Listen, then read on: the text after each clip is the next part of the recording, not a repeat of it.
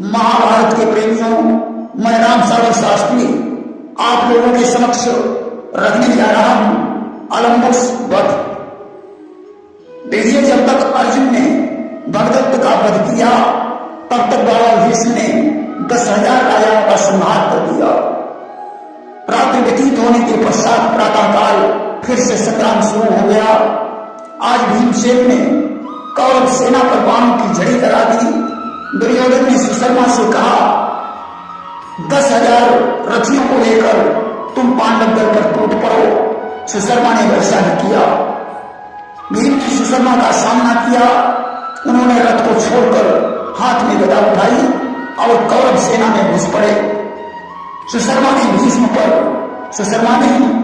भीम पर 100 बाणों का प्रहार किया, परंतु भीमसेन पर कोई प्रभाव नहीं पड़ा। इस बार उसने 1000 बाण चलाए, परंतु भीम पर उनका भी कोई प्रभाव नहीं पड़ा। जब उसने 1,00,000 बाणों का संधान किया तब भीमसेन को क्रोध आ गया कि जब 1,00,000 बाण एक ही साथ बलवीर सुशर्मा छोड़ चला, तब गदा उठाकर भीमवीर दल के दरवाजा तोड़ चला। आज भीम ने गदा की चोट से 200 रथों को चूर्ण कर दिया। बहुत से रथ उन्होंने हाथों से उठाकर फेंक दिए। तमाम सेना का मर्दन कर दिया। सुशर्मा ने क्रोधित होकर 10 बाण भीमसेन के छाती पर मारे। भीमसेन घायल हो गए। अब उन्होंने सुशर्मा पर गदा का प्रहार किया। उसने रथ से कूदकर गदा का प्रहार बचाया और युद्ध स्थल से भाग खड़ा हुआ। भीमसेन ने सारथी के सहित उसके रथ को चूर कर दिया और ललकार लगाई, अगर तू वीर है तो सामना कर, काय की तरह क्या भाग रहा है। परंतु सुशर्मा ने पीछे मुड़कर नहीं देखा। अब घोड़सवारी भीम का सामना किया। भीमसेन रथ पर विराजमान हुए। दोनों के बीच बाण युद्ध होने लगा। घोड़सवार ने 10 बाणों का संहार किया। भीमसेन ने उनका खंडन कर दिया। देखिए, इधर को भीमसेन के साथ घोड़सवार का युद्ध हो रहा है और उधर धृष्टद्युम्न द्रोणाचार्य के साथ, सात्यकी शल्य के साथ, विराट कृतवर्मा के साथ, अभिमन्यु अश्वत्थामा के साथ, नकुल जयद्रथ के साथ युद्ध कर रहे हैं।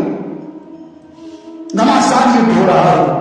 नाना प्रकार के अस्त्र शस्त्र चल रहे हैं। तब तक घटोत्कच वृक्षों और पर्वतों को उखाड़ कर कौरव सेना पर फेंकने लगा। वह पहले सेना को पकड़ कर दांतों से चला जाता था। आज सेना का विनाश देखकर दुर्योधन ने सालकंठ राक्षस के पुत्र अलम्बुस से कहा, तुम जाकर घटोत्कच का सामना करो। अलम्बुस 7 करोड़ राक्षसी सेना लेकर घटोत्कच के सामने पहुंचा। उसने 100 बाणों का संधान करके घटोत्कच के रथ को आच्छादित कर दिया। घटोत्कच ने रथ को छोड़कर हाथ में मुद्गर उठाया। अलम्बुस ने भी अपना गदा उठाया। दोनों में गदा युद्ध होने लगा। गदा युद्ध करते करते जब थक गए तो दोनों में मल्ल युद्ध हुआ। लाख भूसों का प्रहार होने लगा और जीव मरता नहीं। तब तेज समारो और धनुज राज गही केस पछाड़ो। घटोत्कच ने अलम्बुस के केसों को पकड़कर जमीन पर पटक दिया और तासु हृदय पुनि चरण प्रहारा और मुखते शरीर रुधिर की धारा। छाती पर एक लात मारी। अलम्बुस का कलेजा फट गया और उसकी मृत्यु हो गई। उधर बाबा भीष्म के साथ अर्जुन का संग्राम हो रहा है। भीष्म के बाण से रथ के घोड़े कृष्ण और अर्जुन के सहित हनुमान भी घायल हैं।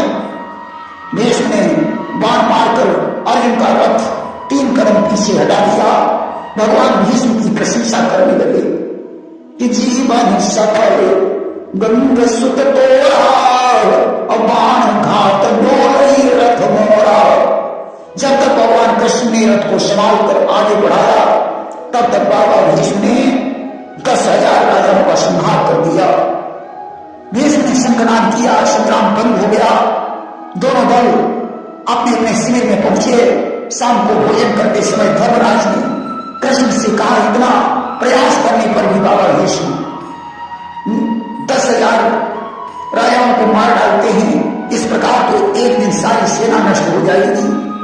भगवान कृष्ण मुस्कुराने लगे। कुंती ने कहा, पुत्र तुम चिंता क्यों करते हो? जब दीन बंधु के हाथों में हम सब दीनों की इज्जत है, तब हमें हाथ पहुंचा जाए या किस दुश्मन की ताकत है? तुम्हें सिर्फ भगवान पर भरोसा रखने की जरूरत है। आज रात्रि व्यतीत होने के पश्चात प्रातःकाल फिर से संग्राम शुरू गया। और नंदी घोष श्रीपति रथ चालो, डोली धरणी शेष सिरहारो। नंदी घोष रथ पर सवार होकर अर्जुन बाबा भीष्म के सामने पहुंचे। अर्जुन ने कहा, बाबा 4 दिन तुमने अपनी मनमानी की, हमारे 40,000 महारथी मारे गए। आज मैं देखता हूं कि तुम हमारे राजाओं को कैसे मारते हो। भीष्म ने कहा, अर्जुन तुम राजाओं को बचाने की पूरी कोशिश करो, परंतु मैं भगवान कृष्ण की सौगंध खाकर कहता हूं कि आज भी 10,000 राजाओं का संहार कर दूंगा। इस आखिरी आप आहंयनंदना और 10 सहस्र रथ करम निकंदन। यदि 10 सहस्र राजाओं का संहार न करने पाऊंगा, सौगंध मुझे मनमोहन की तुम्हें दिखलाऊंगा। अब तो बाणों पर बाण चलने लगे। अर्जुन ने आज अग्नि से छोड़कर अग्नि की वर्षा कर दी। हाथी घोड़े पैदल सेना बेहाल हो गई। भीष्म ने परम बाण छोड़कर अन्न को बुझा दिया। जल के वेग से पांडव सेना डूबने लगी।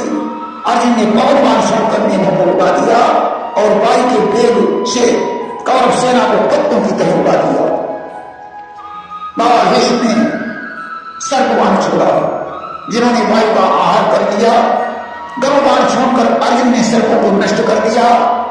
अब भीष्म ने अंधकार बाण छोड़कर सेना में अंधेरा कर दिया। अर्जुन ने प्रकाशमान का संधान किया। भीष्म ने मेघ बाण छोड़कर सेना में पत्थर बरसाए। कृष्ण ने अर्जुन से कहा, अब वज्रबाण का संधान करो।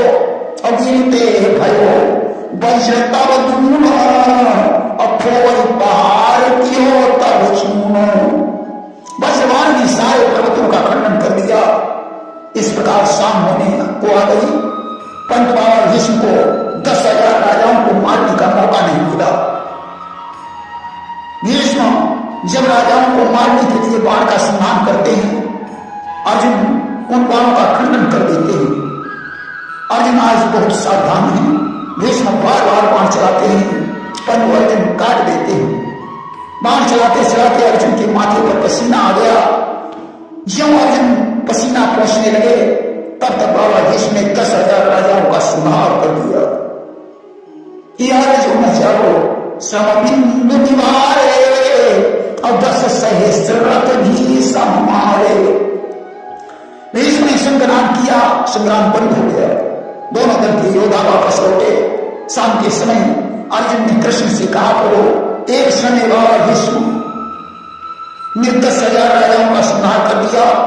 कृष्ण ने कहा, अर्जुन बाबा भीष्म बाल ब्रह्मचारी हैं, ब्रह्मचारी बूढ़ा होकर भी जवान है। अगले दिन पुनः युद्ध प्रारंभ हुआ। सहदेव और शकुनी का, नकुल और जयद्रथ का, भूरिश्रवा और धृष्टद्युम्न का, द्रोणाचार्य और अभिमन्यु का युद्ध होने लगा। अर्जुन भीष्म के साथ संग्राम कर रहे हैं। आज भीष्म ने कृष्ण से कहा, कृष्ण आज पांडव वंश की रक्षा करने के लिए तैयार रहना, क्योंकि आज प्रबल संग्राम होगा। इतना कहकर बाणों की वर्षा करने लगे। उनके बाणों से घोड़ों का शरीर छिड़ गया। बजरंगबली और कृष्ण का शरीर घायल हो गया। रथ बाणों से विक्षिप्त हो गया। अर्जुन भी अपना पराक्रम दिखा रहे हैं। आज भीष्म ने नारायण सर निकाला और कहने लगे, मेरे इस नारायण सर से सेना सहित 500 पांडव मारे जाएंगे।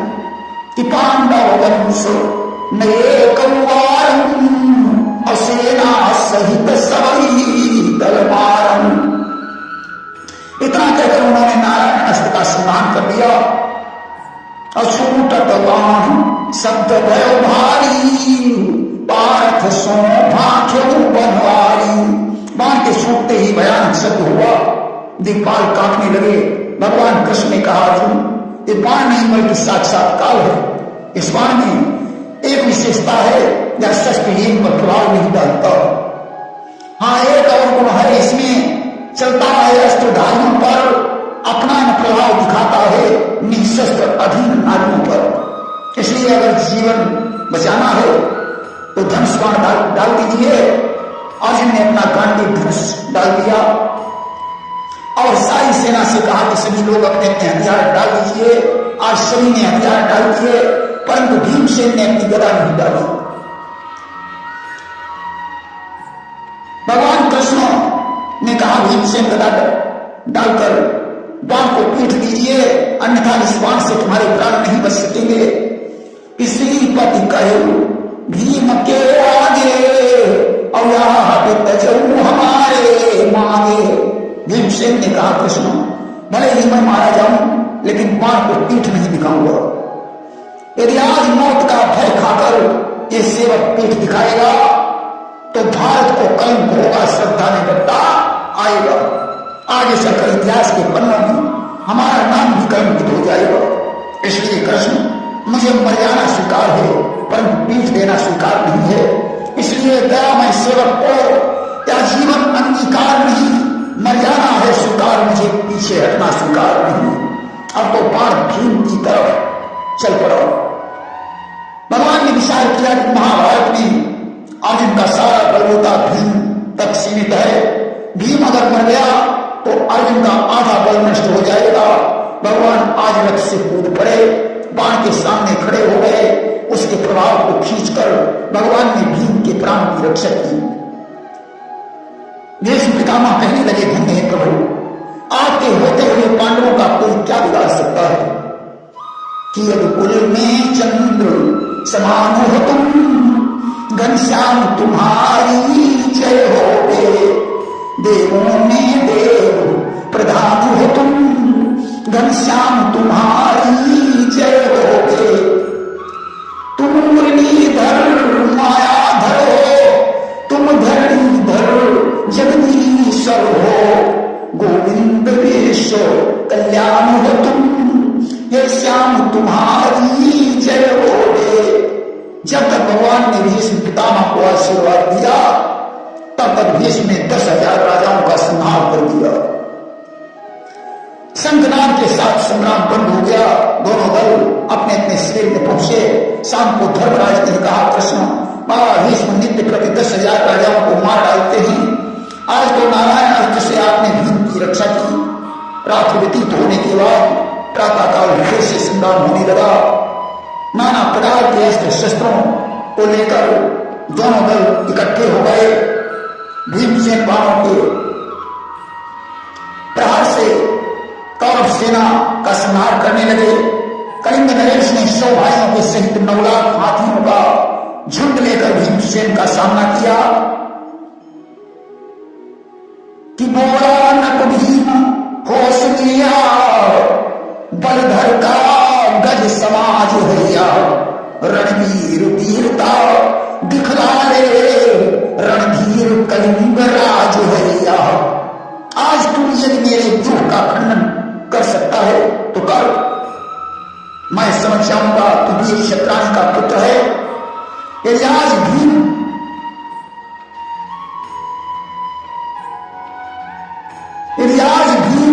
खंडन कर दे जो मैंने दुख रचाया है तो मेरी आत्मा से कह दूं तू वीर जन्म का जाया है। भीम ने कहा तेरे इन 9 लाख हाथियों को अगर मैंने आकाश में न फेंक दिया तुम तेरा विनाम भीमसेन नहीं। धर पकड़ गुप्त गजराज के महते फेंकू गगन नहीं। गर इतना नहीं कर सकूं तो मैं कुंती नंदन नहीं। अब तो कलिंग भाइयों के शहीद भीम पर बाणों की वर्षा करने लगा। भीम को गुस्सा आ गया, उन्होंने रथ को छोड़ दिया, हाथ में गदा उठाई, हाथियों के मस्तक छोड़ने लगे, रथों को चलना शुरू करने लगे कि गदा भाव गज मस्तक फोड़े और पायन पे अनेक रथ तोड़े। आज भगवान ने अपना तेज भीमसेन में निहित कर दिया। सारथी वेश में एक रूप अर्जुन का यान संभाल रहा, वज्र के रूप में एक तेज कौरव दल को संभाल रहा। आज गदा के लगते ही हाथी आकाश में मंडराने लगे। भीमसेन जिसके गदा मारते थे वही आकाश में चला जाता था। बहुत से हाथियों को उन्होंने सूर पकड़कर आकाश में फेंक दिया, जो लंका के ऊपर जाकर मंडराने लगे। देखिए महाभारत में जितने वीरों की संख्या थी उतने तो लंका के युद्ध में बाजा बजाने वाले लोग थे कि हाथी मोड़ने लगे नभमंडल की ओर, जैसे ठाहे रुई की उड़े पवन के जोर। रुई की फांव की तरह हाथी उड़ने लगे। योजन भर का वो सारा दल भीमसेन ने आकाश में पहुंचा दिया, जो आज तक वापस लौट कर नहीं आया। आज सेना का ऐसा हाल देखकर द्रोणाचार्य ने भीम का सामना किया। उन्होंने 1000 पांव का संधान किया, जिन्होंने भीम के शरीर को जर्जरित कर दिया। भीमसेन रथ पर जाकर बैठ गए और वे भी द्रोणाचार्य पर बाण चलाने लगे। इधर नकुल और जयद्रथ, शकुनी और सहदेव, द्रोणाचार्य और अभिमन्यु का युद्ध हो रहा है। भूसवा और द्रुपद का संग्राम हो रहा है, परंतु भीष्म अर्जुन के साथ संग्राम कर रहे हैं कि दो वीर महाधनुधारी और लागे कर्ण भयंकर राई। अर्जुन के बाण मारकर भीष्म का रथ 1000 कदम पीछे हटा दिया। अब भीष्म को क्रोध आ गया, उन्होंने खींच कर बाण मारा। अर्जुन का रथ 3 कदम पीछे हट गया कि भीष्म के बाण से अर्जुन का यानी भी 3 डग पिछड़ गया। साथ ही बिहारी के मुख से धन्य हो वीर यहां निकल गया। कृष्ण के मुख से निकला धन्य है वीरवर। अर्जुन ने कहा, कृष्ण हमने भीष्म का रथ 1000 कदम पीछे हटा दिया तो आपने मेरी कोई प्रशंसा नहीं की। भीष्म ने मेरा रथ 3 कदम पीछे हटा दिया तो आप उनकी तारीफ कर रहे हैं। मैंने 1000 डग रथ फेंका तो एक शब्द निकाला है। भीष्म ने 3 डग फेंक दिया तो बाह कर डाला है। भगवान ने कहा, बजरंगबली तुम्हारे रथ की ध्वजा पर विराजमान है, त्रिलोकों का भार दिए हुए मैं तुम्हारे रथ पर बैठा हूं। नीचे शेष नाम का सहारा है, वरना तुम्हारे रथ का तो पता ही नहीं चलता। अर्जुन ने ज्यों धनुष पर 5 रथ का संधान करना चाहा। भीष्म पितामह ने बाण से धनुष की प्रत्यंचा को काट दिया और धनुष से सुधारा जब तलक उलझन में सरदार। 10,000 नभ तब तलक किए भीष्म संहार। जब तक अर्जुन ने अपना धनुष संभाला तब तक बाबा भीष्म ने 10,000 राजाओं का संहार कर दिया। आज सिंहनाद के साथ संग्राम बंद हो गया। दोनों दल के वीर अपने अपने शिविर में चले गए। रात में दुर्योधन ने बाबा भीष्म से कहा कि आपने 7 दिन युद्ध किया परंतु पांडवों के ऊपर कोई आंच नहीं आई। मुझे तो ऐसा लगता है कि आप पांडवों पर दया दिखा रहे हैं। इतनी बात सुनकर भीष्म पितामह को क्रोध आ गया। तर्क से काल बाण निकाला और दुर्योधन से कहने लगे कि मैं प्रतिज्ञा करता हूं कल कुरुक्षेत्र में किसी पांडव को अवश्य मार डालूंगा। परंतु भगवान कृष्ण ने उधर अर्जुन से कहा, दुर्योधन पर तुम्हारा वरदान बाकी है, उसका शत्र मुकुट मानकर उसे धारण करके भीष्म से वो बाण मांग लाओ। अर्जुन काल बाण मांग लाए।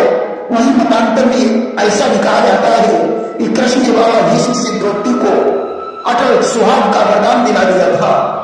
जो भी हो, बाण के सिरे जाने पर भीष्म ने भगवान कृष्ण को अस्त्र उठवाने की प्रतिज्ञा की और भयंकर युद्ध करके कृष्ण को चक्र उठवा ही दिया। भीष्म ने कृष्ण की प्रार्थना की। इसके बाद अर्जुन और भीष्म का युद्ध हुआ। मौका पाकर भीष्म ने 10,000 राजाओं का संहार कर दिया।